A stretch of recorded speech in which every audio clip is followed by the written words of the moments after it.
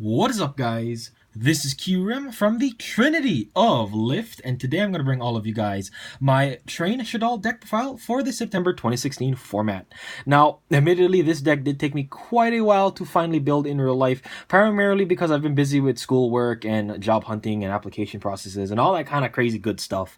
So, finally, after a bit, I finally made this deck in real life, after all, as you guys see it right in front of you, and I'm going to profile it for all of you guys today.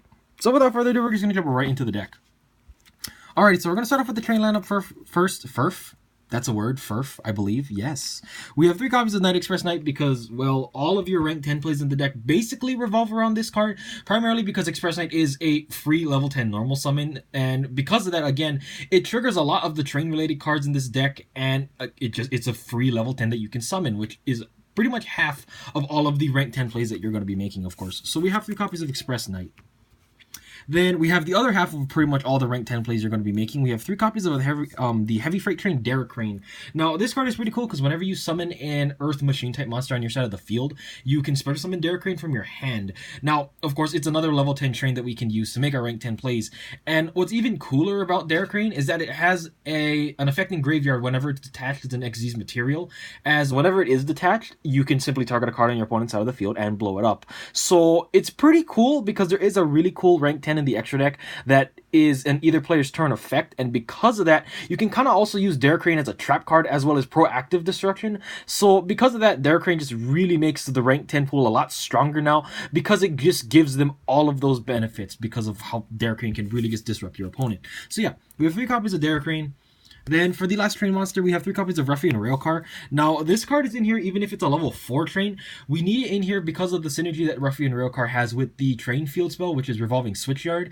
And on top of that, Railcar also adds us a little bit more consistency within the deck because it is a Scarm for trains. So because of that, it just, again, helps the deck work a little bit more smoothly so you can constantly summon rank 10s each turn. So yeah, we have 3 copies of the Railcar to round off our entire train lineup.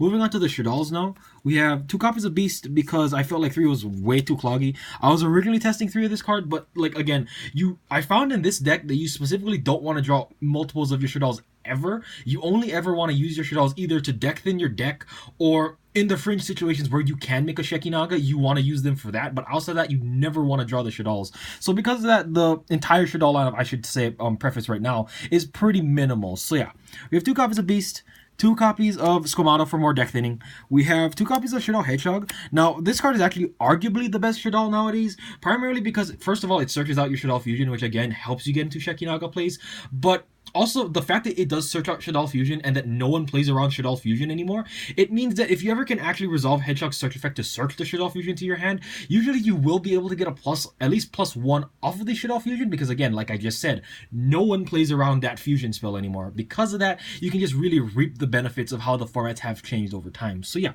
we have 2 copies of Hedgehog. Then for the final Shaddolls, we have 1 copy of the Falco and then 1 copy of Dragon. Now, I was thinking about running 2 copies of Falco, but what I did learn is that kind of similarly to Dragon, it's arguably the worst Shaddoll to draw now because this how this deck is not a Shaddoll-centric deck, you won't be dumping your Shaddolls as quickly as you might think in this deck, and because of that, Falco's flip effect might become really dead sometimes. So you only really want 1 copy of Falco to either send off a Foolish Burial or to send off of a Fusion play in the more mid to later parts of the game, as anytime earlier, Falco usually will just be a dead draw. And very similarly, Dragon is kind of like that too because it relies on your opponent having a spell card or trap card to destroy. And again, it also can kind of break your hand as well if you draw a dragon in the inopportune times. So that is why we only run 1 of each. So yeah, that will round off our entire monster lineup for this deck. Moving on to the spells. First of all, we have to have our 3 copies of the Broken Field spell, which is Revolving Switchyard. Now, this field spell is insane. Like, in my opinion, it's like almost as broken as Cosmotown because of the fact that Switchyard makes all of your rank 10s almost free in card economy where you don't take a neg 1 to make them, and it also smooths out your hands quite often because if you ever do draw a train, you can usually make a rank 10 if you have Switchyard, because Switchyard always has some kind of way to either get a train onto your side of the field or get a train into your hand to make your rank 10 plays live. So in general, Switchyard is just really, really good, and I feel like if you're playing a train deck, you need 3 of this card because it just always solves all of your hands. So yeah.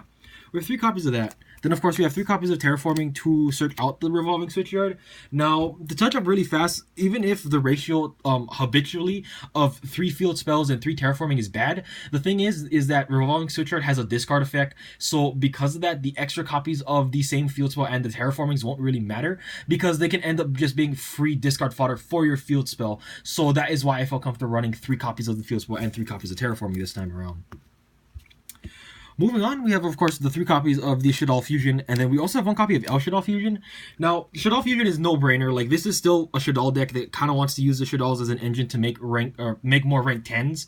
But the thing is, after looking around a little bit online, I noticed quite a few people aren't even running El Shaddoll Fusion in their Train Shaddoll decks, and personally, I think that's incorrect because of the fact that in this deck, your game plan is essentially to try and attack your opponent directly with 2 of your big rank 10s, and then just making Gustav Max and then trying to game them right there. So, with that, following that kind of loose game plan, El Shaddoll Fusion kind of acts as another way to use a rank 10 to attack your opponent because all the rank 10s are really huge in terms of attack points, and being able to use El Shaddoll Fusion just to get another extra attack in really can help put your opponent on a shorter clock so that you can really just put the pressure on them and either kill them outright or you just make them have to try and make really bad plays in order to make sure that they live. So that is why I feel like El Shaddoll Fusion is still a pretty good card, and it's also a really good reactive card as well. So that is why I still run the 1 copy of El Shaddoll.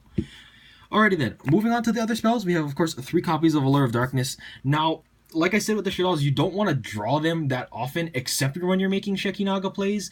And in the times when you do draw multiple Shaddolls or when you draw the Shaddolls without a fusion spell, having 3 copies of Allure of Darkness now is really helpful because you really don't care if you banish the Shaddolls, as they're kind of, again, an engine in this deck to try and just smooth out the plays. And because of that, you don't necessarily always need a Shaddoll readily to be used. So because of that, we can use 3 copies of Allure in this deck to just keep digging through our deck a little bit faster. So yeah, we have 3 copies of Allure. Then we have a couple of 1-ofs as well. We have 1 copy of Instant Fusion because we do still have a couple of level 4s in this deck, including Ruffy and Railcar, so we can use Norden pretty well. We have 1 copy of Soul Charge because getting back multiple level 10s from your grave and then making multiple rank 10s is pretty broken. We have 1 copy of 1 copy of Foolish Burial, if I can speak correctly. We have 1 copy of Foolish Burial to act as another copy of any of the shells that we want in our deck and to, again, help us deck them a little bit quicker. We have 1 copy of Pot of Desires because I'm a scrub and I don't have 3, and 1 copy of Upstart Goblin because we can only run 1. So yeah, that'll be it for the entire spell lineup. Moving on to the rather compact trap lineup, I guess you could say. We have 1 copy of Skill Drain because, very similarly to Clayfort, your train monsters all of their stats get reduced if you summon them in a certain way, and with Skill Drain on the board, you can just basically normal summon and special summon free 3,000 and 2,800 beaters, and none of the decks right now can deal with Skill Drain really well unless, again, they draw Twin Twister. So Skill Drain is just, again, one of the really good floodgates nowadays if your deck can really abuse the card. Moving on, we of course have the 3 copies of Solemn Strike because we don't want our opponent to play Yu-Gi-Oh! And then of course, similarly, we have the 1 copy of Warning because we don't want our opponents to play Yu-Gi-Oh! So yeah, that'll be it for the entire trap lineup, which of course rounds off the 40 card main deck. I still don't believe that I've ever made a deck profile on this channel where I've had more than 40 cards in the main deck, but if I'm wrong, if that statement is wrong, feel free to let me know, because I personally don't remember if I ever did that, but again, that's up in the air. Moving on to the extra deck, we of course have 2 copies of Number 81. This card is broken, like, straight out. It's like a better Felgrand. It's like a Felgrand on crack. It's really, really darn good. The first thing, of course, is that it's an either player's turn effect, which is what I was talking about with Dare Crane before, in that if you make Super Dora with a Dare Crane and a Night Express Knight, typically, you can use Super Dora's effect to, of course, protect itself, and on top of that, by detaching Dare Crane, you also can have a little bit more interaction on your opponent's turn. Again, because Super Dora is that either player's turn effect, which is really, really good. And its stats are pretty much near unkillable, especially in the Blue Eyes matchup, because if you summon like 1 or 2 Super Doras in one turn against them, the Blue Eyes deck really can't do anything unless they draw like, I don't know, like Dark Hole, Raigeki at the same time or something stupid. Like, or unless they Kaiju you. That's another thing. This deck does lose quite hard to Kaijus, but even though you usually can recover off of Kaiju summons where you don't have to really worry about it that bad, but still, it's just something I should also point out that this deck does kind of lose to Kaijus if your opponent does open multiple of them and they can just constantly out your big rank 10s. But again, if they don't, then this card is just insane, and usually it's going to be the go-to rank 10 that you're going to be summoning. Moving on, we have one copy of Super Dreadnought Rail Cannon Gustav Max, because I have to say it like that. And Gustav Max, of course, is the free detach one, burn your opponent for 2,000. And you guys know, it's shenanigans. Gustav Max is shenanigans, the card. So yeah, we have one copy of Gustav Max. We have one copy of Sky Palace Gangari Day because it's just spot removal. And what's cool about Gangari Day is that, again, if you make Gangari Day with a Dare Crane underneath it, you kind of turn Gangari Day into a detach one, destroy two, and that's really broken. So because of that, again, it's just more ways to disrupt your opponent and to destroy their cards. So that's pretty nice. And then finally, for the big Xyz monsters in this deck, we have one copy of Tarantula and we have one copy of Seven Sins.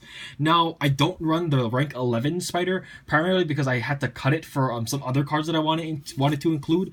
But if you feel so inclined, if you can find a cut in this extra deck that I didn't want to cut personally, then feel free to add the rank 11 spider, because all of these spiders, in my opinion, are just all really, really good. And each of them have their own applications that might come up. But personally, again, just for me, I only found it necessary to just run the rank 10 spider and then the rank 12 because, again, I never really found the use for the rank 11 just to act as another material for this card. But I felt like that wasn't really relevant enough. So, again, that's just me. Moving on to the rank 4s, we have one copy of Castell, we have one copy of Diamond Dire, and then one copy of Abyss Dweller to round off all of our Xyz monsters. So, yeah. Moving on to our fusion monsters, we only have a couple. We have 2 copies of Shekinaga because I feel like 3 is way too much. Like, if you're running 3 copies of Shekinaga in this deck, I highly would suggest trying to cut one because I never personally ever used multiple Shekinaga, more than 2 anyway. And again, just because of that, the 3rd copy is just unnecessary. So yeah, we have 2 copies of Shekinaga. Moving on, we have 1 copy of Winda because, like, similarly to Shekinaga, you don't need the 2nd copy of Winda because if you ever do draw multiple Shaddolls and the Shaddoll fusion together where you can make Winda, it's usually either your hand really sucks or your hand is really good where you can already make a rank 10 and then you can make Winda behind it, which is basically the only reason why we're running Winda in the first place, where if you have like a really big rank 10, if you back that rank 10 up with Winda, you usually should win the game because your opponent will need to go through some really big convoluted plays to even try and out your rank 10. And that's why we still need to have Winda in the extra, but outside of that, you really don't ever use Winda. So because of that, I felt like 1 copy is just enough. Finally, for the last fusion, we have, of course, 1 copy of Norden for the instant fusion plays. Then finally, for the last 2 cards in our extra, we have 2 Synchros. We have 1 copy of Arcanite and 1 copy of Coral Dragon. Now, Arcanite is in here because Falco plus Beast is still a really good play if you can summon those 2 cards, and Arcanite is just still really good as well. And Coral Dragon is also pretty cool because along with getting Falco with another level 4 to make this card, you can actually instant fusion Norden and then use Norden's effect to get Falco back to make this as well, which is again a 1-card Coral Dragon, which is also similarly spot removal as well. So again, just it's really cool, and I just really do like this level 6 Synchro in general. And it's also a tuner, even if it doesn't come up at all in this deck. But yeah, so that will be it for my Train Shaddoll deck profile. I hope you guys all very much did enjoy, and I will say this, that if you guys can just give me a little bit more time, I will hopefully be getting a couple more deck profiles on the channel in the near future, as I did just get a big mail order in, and because of that, a lot of the cards that I wanted for some of the decks I'm building have finally come in, so I'm hoping that you guys all look forward to that. And as always, this is QREM from the Trinity of Lift, and I'll see all of you guys later. Peace out.